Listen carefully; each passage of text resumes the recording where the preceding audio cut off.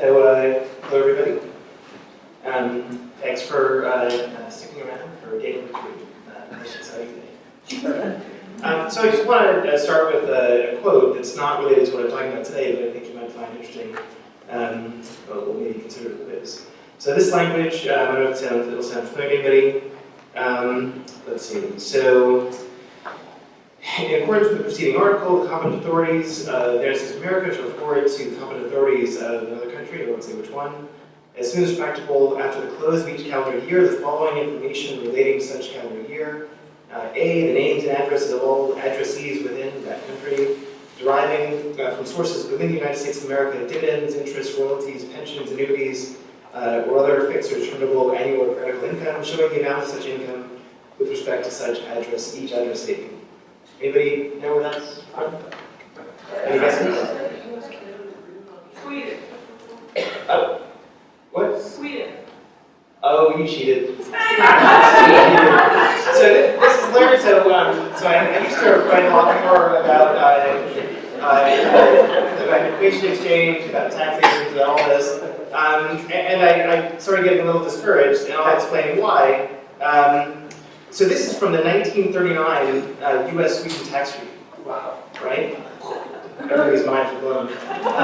So I'm amazed that after how many years later, already lots of years later, I'm not doing math. We're basically now perhaps approaching the kind of information exchange that was in an actual treaty, an actual double tax treaty before World War II, and I'm not sure what it means, although I'm not really encouraged by the creation of FATCA. I'm not sure what it could do that we didn't have so long ago, when it was much easier. It's probably like 5 people. But this went away pretty quickly, and maybe the reasons you cite, sort of the diplomatic questions, are part of the question. But I think it's important what everybody's doing here, and I'm very encouraged to hear so many interesting projects and so interesting work on the topic of trying to solve the problem of global tax evasion and avoidance. It's really, I'm almost makes me optimistic, even though that's not really true. But I do think that trying to think about what tax can contribute to the topic of human rights is more than just a question of how we can try to prevent evasion and avoidance. I've tried to, in recent years, take a broader view of it, and that's what I'm going to be talking about today. I say that the best defense is a good offense. So the idea here is how do you prevent tax morale from falling even lower than it already has? Maybe there's something affirmatively good the tax can do. So we'll see. I'll tell you what I'm proposing, and you can tell me what you think of it. So,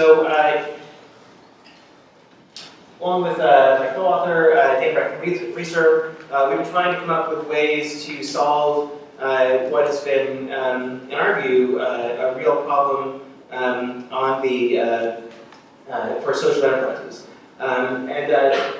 The big problem that we see for social enterprises, and we were pleasantly surprised to find their intuition was confirmed to a certain extent by a Wall Street Journal article a few weeks ago that cited a survey saying that nearly 80% of social enterprises in the U.S. said they needed more funding to stimulate the growth of their businesses.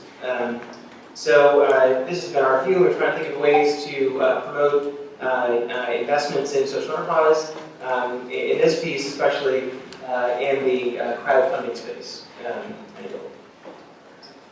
So what is the social entrepreneur's dilemma as we see it? They need capital, and investors, as we know, have capital, and there's at least some possibility they may embrace a dual bottom line of both profits and social good.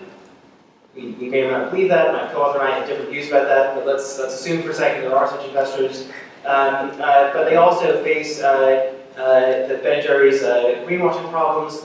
What if investors want to invest in enterprise, but there's not a commitment on both sides, right? So your investor, you put your money in, the entrepreneurs just decide to take your money and make lots of money. They've agreed to, say, a low yield or something, or you're the entrepreneur, you're a hypothetical Ben and Jerry, and your investors decide, you know, this ice cream is so great, wouldn't it be wonderful if we could get rich from this wonderful ice cream instead of trying to pursue your double bottom line. So even though this relationship might work, the question is, how do you lock both parties in, really allow both parties to show commitment to this, this enterprise, dual mission. What we see is an insurance game, right? It's a pretty non-traditional pie matrix, but what we're trying to show here, you have investors on one side, entrepreneurs on the other, and they would both love to be in the top left box where you have some money in the equity space. The sort of second best option is everybody has money, but that's not what they want to do. But where they really don't want to be is where one party is pursuing the double bottom line, so the investor agrees to a low yield on their investment, for example, but the entrepreneur just takes the money and makes a lot of money for themselves, leaving them with a little bit of money and the sad face. You don't want the sad face, that's bad. So how do you make sure that this actually happens? In the US, in some other jurisdictions, especially in the UK, I used to think they were good until they were talking out of how great the community interest companies were. But we have a variety of hybrid forms. States are just in love with these. The US states are in love with these hybrid forms. They're everywhere. More than half of US states have benefit corporations or LLCs or both. California, of course, has their own flexible purpose corporation. So these are entities designed with a dual bottom line in mind, and they're designed to embrace this idea of pursuing both social good and profits. How do they solve the Ben & Jerry's problem of, say, entrepreneurs wanting to stay true to their dual mission, but being stripped away from them by ravenous investors? There they go. In all of these hybrid forms, one side or the other can decide to cash in and drag the other side along with them unhappily. So what's our proposal? We proposed another solution in the past, and actually, if you're curious, it's in the current issue of the Symposium Innovation Review. Designed a hybrid debt instrument. It's contingent convertible debt. I won't go into it here because I don't want to get in trouble. The idea is the lender offers a signal by accepting a modest deferrable financial yield, and they're lenders, so they have no control of the enterprise. And the entrepreneur signal that they're committed to this double bottom line is a contingent conversion feature. So if they try to cash in, if they sell out, or something equivalent to that, the investors can then convert their debt to equity, right? So if you're trying to sell out, the entrepreneur, the investors get to take all your windfall. So the idea is that there are ways on both sides that you can show your commitment to this double bottom line. This I think works pretty well in an area where you have an investment where you have fairly few investors, sophisticated investors who can talk about contingent convertible debt without feeling faint. But if you're talking about crowdfunding, where you have many, many small investors, the idea of using hybrid debt instruments is just really a non-starter. They don't have the power to negotiate these instruments, and it just doesn't make a lot of sense. And of course, the problem is that when you have a lot of small investors, not only do you have to worry about, if you're the investor, the entrepreneur, turning on you, you also have to worry about these many anonymous investors who are your peers who could turn on you. So we think this is an area in which some sort of government intervention might make sense. And because I'm from the States, you always think the tax can do everything. We use tax ventures for everything, and everybody else does too. I was worried that we do it more than others. So what we have here is what we call the SEC3 social enterprise approach. We pair an exclusion that's conditioned, linked to, measured by the amount of your mission-driven expenditures.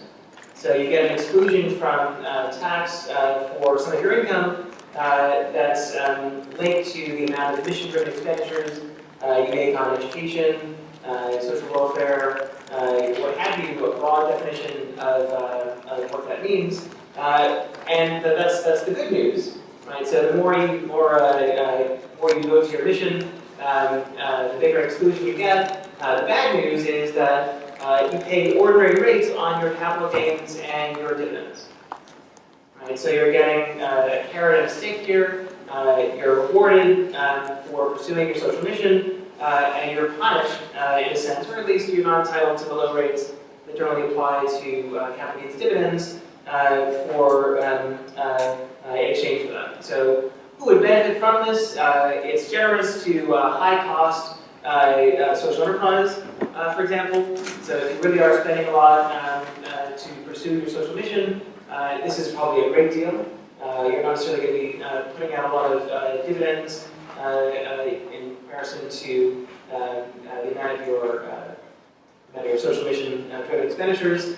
And if you have, on the other hand, something that is only pretending to be a social enterprise, but they really just want to fake it. They just want to pretend, greenwash, they want to pretend they're a social enterprise, but they're not. They're not going to get a big inclusion, and they're going to pay a lot more tax on those profits. So what's the idea here? The idea here is to provide a solution to the dilemma that I started out with, that we don't have enough investment in social enterprises, and I personally am totally prepared to believe that there are not a lot of investors in social enterprises because it's crazy. But that's a universal view. I'm not sure I get it, but I certainly think that if it's possible, we want to make sure that there are systems in place that will actually make it succeed. Right? If it can, I think if it can succeed, it should be able to succeed. And if there are ways that the government can step in without, we'll never be able to set up a community interest company type structure with a regulator. We're just not, the U.S. is not willing to spend money on enforcement, so we're going to have to rely on something else. And so this sort of structure where social enterprise can make a pledge of sorts to be committed to the double bottom line by entering into this arrangement where you have tax benefit for your mission-driven expenditures and a penalty on the dividends and interest that you, or dividends and capital gains that they pay out to their shareholders. You could at least allow them to make this public commitment. You could use this. So what are the potential uses? A crowdfunding platform could use your SEC status as a proxy for your commitment to a double bottom line, sparing the social enterprise, the private platform, having to do the vetting on their own. So there are lots of potential uses